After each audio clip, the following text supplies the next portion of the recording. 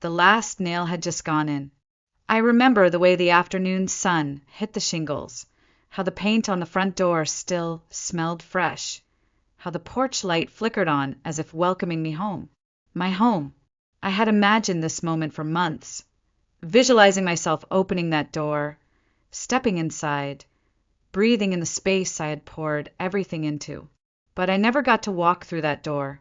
Instead, I stood at the edge of the gravel path with my duffel bag in one hand and my father's voice echoing like a punch to the chest. Your sister needs it more than you. He didn't even look at me when he said it, just handed me my things and turned back toward the house like it was the most natural thing in the world. Like I hadn't just spent every dollar I had, every weekend, every ounce of energy I owned building that house. For myself, I couldn't move. I kept waiting for someone to say it was a joke, a misunderstanding, a cruel prank gone too far. But no one did. My mom stepped out with that tired smile she wore whenever she was trying to convince herself that what she was doing was reasonable. "You're young, Hannah," she said, smoothing her blouse like she was getting ready for church. "You'll figure something out. Vanessa needs this to start her life." My stomach turned. "You told me this was mine," I said, my voice barely holding together. My mother sighed as if I was making a scene. "It's still part of the family, sweetie, and family helps family." Vanessa stood behind her, arms crossed, not even pretending to feel guilty. "It's not like you were paying rent or anything," she added, voice casual, eyes cold. I almost laughed. I had paid for everything.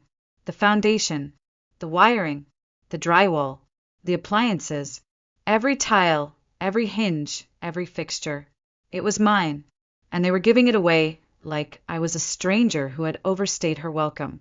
I wanted to scream. I wanted to shake them. But instead I looked at their faces, blank, resolved, already miles away from me, and I knew. They had planned this long before today. They never intended for me to live here. They just needed someone to build it. Something inside me collapsed in that moment, not just because of the house, but because of everything it represented. I had worked for years to be responsible, to do things right, to be the one they could depend on. And the moment I finally tried to claim something of my own, they handed it over to someone else without blinking. I don't even remember walking back down the driveway.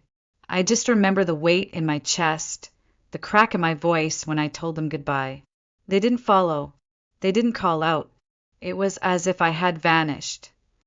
And that suited them just fine. I rented a room across town that night. Nothing fancy, just enough to sleep and keep the rain off. I didn't unpack. I didn't cry.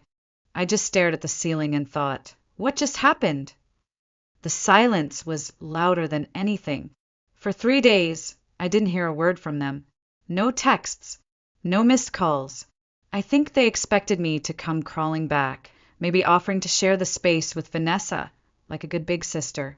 But I didn't. I shut off my notifications and let the silence grow, because deep down, I already knew something they didn't.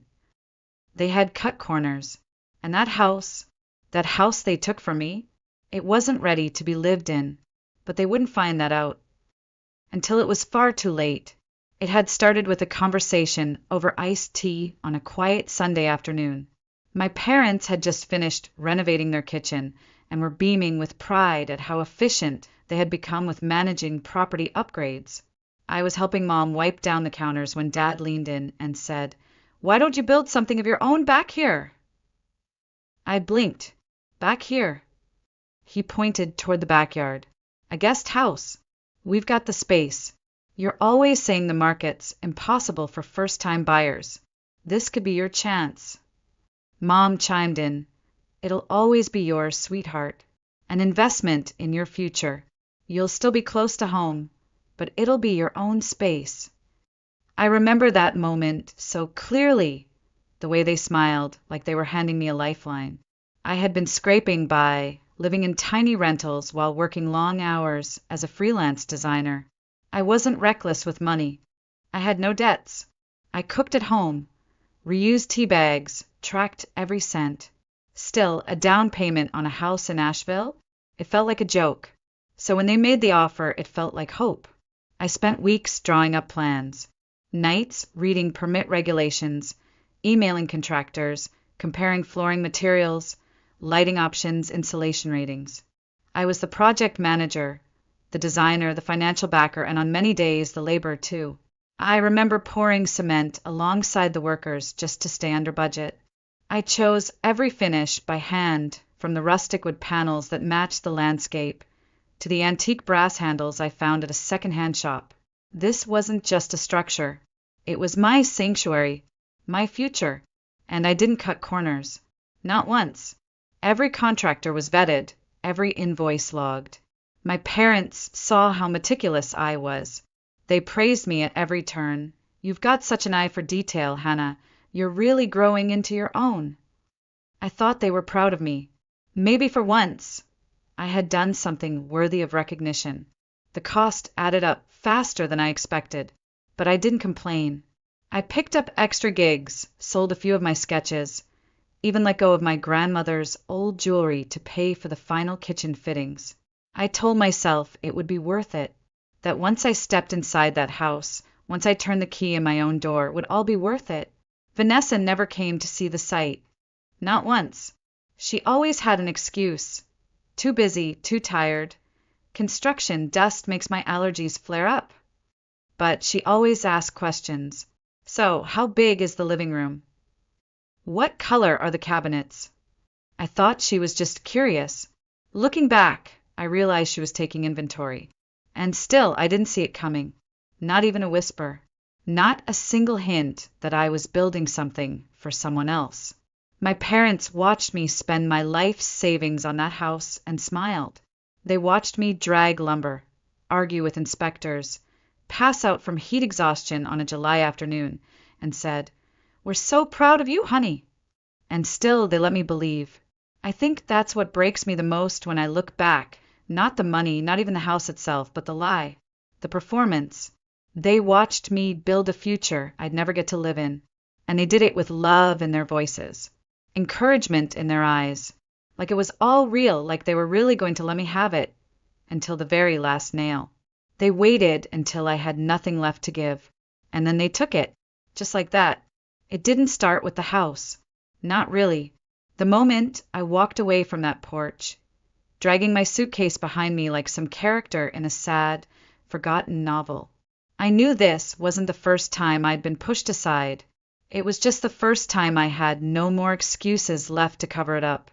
Growing up, Vanessa was the golden one. She was younger by 3 years, but it felt like a lifetime. She had the dimples, the wide eyes, the soft voice that always knew when to tremble for sympathy. If we fought over anything at all, it was always my fault. "You're the older one, Hannah. You should know better." If something broke and we both stood there in silence, guess who got blamed? "She's still learning. You need to be a better example." I learned early that fairness didn't live in our house. Responsibility did, but only for me. Vanessa could lie through her teeth, and my parents would smile and say she was creative. She once hid my report card because mine had better grades. When I found it stuffed behind the couch and brought it to Mom, she sighed, "Maybe you shouldn't flaunt your success so much. It makes her feel bad." I was 12 when I realized I wasn't supposed to shine too brightly. Not if it made Vanessa feel small. So I dimmed. Quietly. Subtly. I let her take the last piece of cake. I apologized first, even when I wasn't wrong. I gave her my headphones, my books, my time. And later, my money, my weekends, my patience. She lost things constantly. Phones, wallets, even her passport once. And it was always me driving across town, calling embassies, staying up late to fix what she broke. And never once did she say thank you. Not really. Not in a way that felt like she meant it. But the moment that still burns in my memory came the summer before college. I had spent the entire year saving every penny from my part-time job at the art supply store, skipped movie nights, packed lunch from home, ignored every sale sign in every window. My goal was simple: buy a used car. Nothing fancy, just something that would get me to campus and back without begging for rides. My parents had even promised, We'll match whatever you save, sweetheart. So I worked, harder than I ever had. By August, I had $3,400 in the bank. 2 weeks before I was ready to buy the car, Vanessa totaled hers. She wasn't hurt, just careless, and I remember the day so clearly. The sun was out, and Mom was humming in the kitchen when I walked in. Dad was on the phone. Vanessa was in tears. And then I heard it. "We used your savings," Mom said like it was no big deal. "Vanessa needs a car to get to school. You're leaving for college soon anyway." I didn't speak. I couldn't. My throat was dry. My hands numb. "You didn't even ask me." I finally managed to whisper. She smiled like I was being silly. "We're a family, Hannah. Sometimes we help each other." And Dad, he just shook his head and said, "You'll understand when you're older." Well, I'm older now, and I do understand, just not the way they wanted me to. That was the first time I pulled away. Not fully. I still called, still came home for holidays, still bought Vanessa birthday gifts she barely acknowledged. But something in me had changed. I knew, even then, that love in our house had conditions. It was measured by usefulness, by compliance, and no matter how much I gave, it would never be enough to make them choose me first. I think they were waiting for me to break. I could feel it in the silence. The kind that feels too deliberate. No calls, no texts, like they were giving me space, but only the kind that sets a trap. I imagine them sitting in the living room. Vanessa perched on the edge of her new bed, waiting for the inevitable knock on the door, waiting for me to come back, tail between my legs, and offer to share what was supposed to be mine. But I didn't. I didn't come back. I didn't reach out. I didn't even let myself cry. I just let the quiet stretch, and in that quiet, something shifted. For the first time in my life, I wasn't reacting. I wasn't trying to explain myself or earn back affection. I was simply not available, and it stunned them. They didn't know that by pushing me out, they'd also pushed out the only person who knew how to hold that house together. Literally. Because deep down, I knew something they didn't, something I had tried to stop, something I had warned them about, and they had laughed. It happened near the end of construction. We were ahead of schedule, but money was tight. I had covered almost everything by then: foundation, insulation, HVAC, appliances, even the finishing materials. There were just a few tasks left: final coat of paint, electrical finishes, plumbing inspections. My contractor offered a discounted package to complete it all. But Dad said no. "Why spend more when I've got a guy?" he said, shaking his head like I was the naive one. "You worry too much, Hannah. My guy knows what he's doing. He'll take care of it." I told him it was a mistake. I begged him to let the professionals finish it. I had seen too many projects go sideways at the last minute because someone tried to save a few bucks. But he insisted. "You're not the one paying him," he said. And that shut me up. He was right. I wasn't paying him, because by then, I thought I would be the one living there. So I let it go. If something broke, I'd be the one fixing it anyway, right? It was my home, after all. Except now it wasn't. Now it was Vanessa's problem. And sure enough, 1 week later the calls started. First it was my mother. I let it ring. Then Vanessa. Then my dad. 6 missed calls in one afternoon. I stared at my phone, heart pounding but hands steady. I knew what they were going to say before I even hit play on the voicemail. Mom's voice was tight, clipped, not apologetic but irritated. "Hannah, I don't know if you did something or knew something, but there's a serious issue with the guest house. The plumbing is leaking into the walls, the power keeps going out, and there's this smell. Vanessa can't even move in. We need to talk." I played it twice. Then I laughed. Not because I had sabotaged anything. I hadn't touched a wire, hadn't loosened a pipe. I had done everything right. The only thing I had done was leave. They had done the rest. And now the consequences were knocking. I ignored the voicemail, not out of pettiness, not because I wanted revenge, but because, for the first time in my life, it genuinely wasn't my problem. I didn't owe them an explanation. I didn't owe them comfort. I didn't owe them anything. They had made their choice. And now they had to live in it. The next few days were a mess of silence and static. I didn't answer the phone. I didn't reply to their texts. But I watched. I watched the missed calls pile up, the messages grow more frantic, more desperate, then angry. Vanessa was the first to snap. Seriously, Hannah? Are you going to ignore us forever? I stared at her text until the screen dimmed. Then I let it go. They were unraveling, and I didn't have to lift a finger. That house, the one I had built with every last ounce of energy, was turning against them. The mold was spreading. The power flickered on and off. One of the kitchen outlets sparked. And now the city inspector was refusing to issue the final occupancy permit. Vanessa couldn't move in. Her fiancé was furious. And my parents, they were humiliated. I started getting messages from other family members. First, a cousin I hadn't spoken to in years. Hey, just checking in. Heard things were rough with the house. You okay? Then an aunt. Then my grandmother. It was subtle at first. Concern laced with confusion. But I knew what was happening. They were spinning the story. Rewriting it. Repainting the truth like they always did.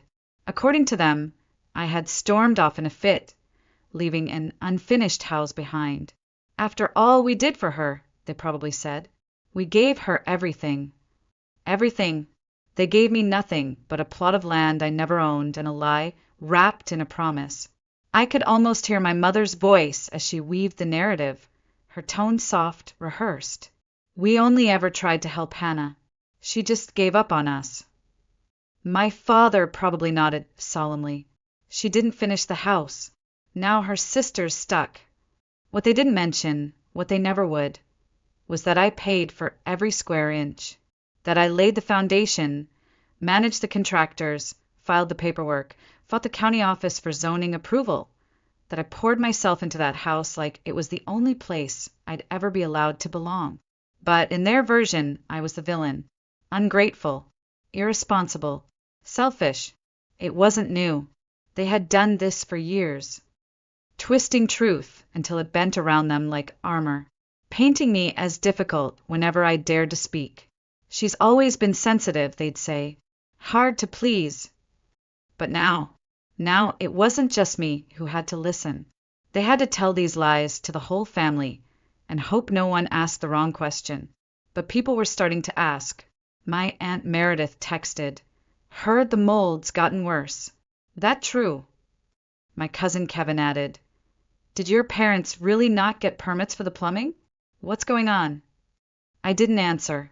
I didn't have to. The truth was seeping out through the cracks in their story, just like the water damage behind those drywall panels. And then, as if the universe couldn't resist driving the knife a little deeper, Vanessa finally called. She didn't even try to fake concern. Emily, she snapped. What the hell is wrong with that house? I blinked. Why are you asking me? She huffed. Dad said you handled everything. You worked with the contractors. You made sure it was done right. I did, I said, calm as ice, until Dad decided to save money and hired someone else behind my back. Silence. Then, more quietly, she added, It's your fault the permits aren't going through. I raised an eyebrow. What permits? Vanessa exhaled sharply. For the plumbing and electricity. The final paperwork was never filed. The city won't let us move in. And that's when it hit me. The punchline. They had assumed I'd live there. That I'd be the one to finish the job. That I'd handle the legalities. But when they pushed me out, they also pushed out the only person who knew how to close it. And now, the city wouldn't even recognize the house as livable. I could have laughed, but I didn't. That's not my problem, I said. Her voice cracked, sharp with disbelief. You think you're so smug, don't you? No, I said simply. I just think maybe you and Dad should have thought things through before stealing my house. She called me selfish, said people were talking, that I was making the family look bad. But I wasn't the one who lied. I wasn't the one who stole. I was just the one who finally stopped cleaning up their mess. I didn't hear from Vanessa after that call. Not for a few days, at least. But I knew what that silence meant. It didn't mean things had settled. No, silence in my family always meant something was brewing behind closed doors. That's how they operated. If you couldn't win with guilt or shame, you regrouped and tried again with manipulation. It didn't take long. First, a call from my uncle. I barely remembered the last time we spoke. Then a message from a cousin who lived 3 states away. They all asked the same thing in different ways. What happened with the house? Why did you leave? Did you really abandon your family? And then came the one voice I couldn't ignore. My grandmother, Agnes. She wasn't the type to take sides blindly. She didn't fall for guilt trips. And she certainly didn't tolerate drama. If she was calling me, it meant my parents had finally dragged her into it. That meant they were desperate. I picked up. "Sweetheart," she said, warm but firm. "I just had a very interesting conversation with your mother." I almost smiled. "Let me guess," I said. "She told you I abandoned them and left behind a disaster." "Something like that," Grandma replied, a knowing edge in her tone. "But I've known you your whole life, and that didn't sound quite right." I exhaled, and for the first time, I told someone everything. Not just about the house, but about the promise, about the lies, about the work I had done, the money I had spent, the years I had tried so hard to be enough. I told her about the betrayal, not just that day, but all the little betrayals that led up to it, the childhood ones, the college ones, the silences I had swallowed because I thought keeping peace was love. She didn't interrupt. She just listened. And when I finished, she let out a long breath. "Hannah," she said gently, "you don't need to explain yourself to me. But maybe it's time they realize not everyone's buying their version of the story." I was quiet. "What do you mean?" "I'm not saying to cause a scene," she said. "I'm just saying let them dig their own hole. And let people see them do it." I considered that. Slowly I smiled. "I'll be at Sunday dinner." I arrived 10 minutes late, on purpose. When I walked in, I could feel it. The air was heavy. Conversations faltered. Some cousins glanced at me curiously. Others avoided eye contact.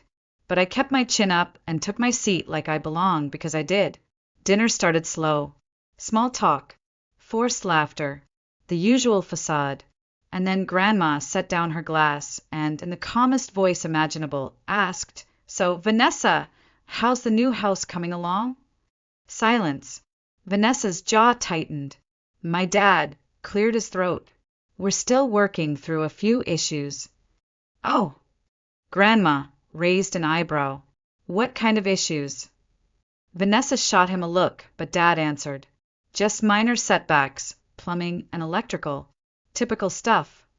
Typical? I almost laughed. Grandma turned to me. "Hannah dear, didn't you handle most of that during the build?" I looked at her, and I knew what she was doing. "I did," I said slowly. "Up until the point Dad decided to hire someone else behind my back." The table went still. I didn't raise my voice. I didn't point fingers. I just said it like a fact. And suddenly, I wasn't the angry daughter. I was the one calmly telling the truth, while they fumbled to protect their lie. I could hear it, the whispers starting. My aunt leaned toward her husband. A cousin shook his head. One of my uncles muttered something under his breath. And that was it. That was the moment. Not a scream, not a fight, just the quiet, undeniable realization rippling across a family dinner table. They lied. They stole. And now they were paying the price. They weren't just losing control of the house. They were losing control of the story. And that was the most satisfying part of all. I left the dinner early. Not in anger. Not in shame. I just didn't need to be there anymore. I walked out with my head high, my heart strangely quiet. For the first time in months, maybe years, I didn't feel like I owed anyone an explanation. Not my parents. Not Vanessa. Not the cousins, still whispering behind their napkins. The truth was already at the table, and it would stay there long after I left. That night, I sat on the edge of my bed in the small studio apartment I now called home. It was nothing like the house I built. The floors creaked, the windows stuck, and the heater made a sound like it was choking on its own dust. But it was mine. Every bill, every decision, every square inch. Mine. My phone buzzed again. 3 missed calls from Mom. 1 message from Vanessa. Are you proud of yourself? You humiliated everyone. I stared at the screen, then turned it off. I wasn't proud. I wasn't angry. I wasn't anything they could twist or label or pin to a family guilt board. I was done. Because this was never about a house. This was about the lie that had followed me my whole life.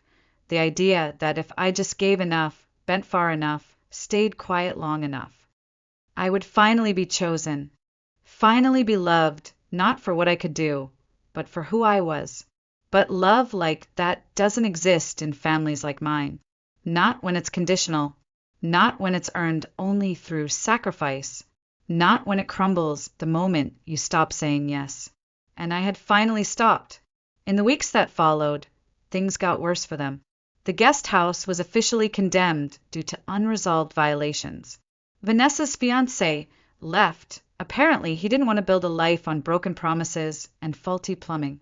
The city issued fines. Neighbors started asking questions. And still, they refused to take responsibility.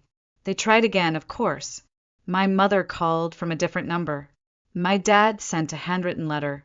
Vanessa emailed me pretending to be apologetic, saying we were all under stress, and maybe we can still fix this. But I didn't reply, because I wasn't angry anymore. I wasn't bitter. I was just free. They had made their choices, and I had made mine. And in the end, maybe that's what real revenge looks like. Not screaming.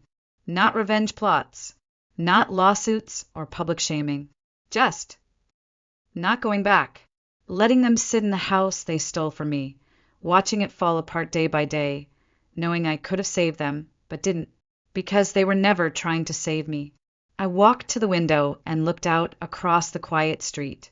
There were no big revelations, no swelling music, no fireworks. Just peace. That was enough. More than enough.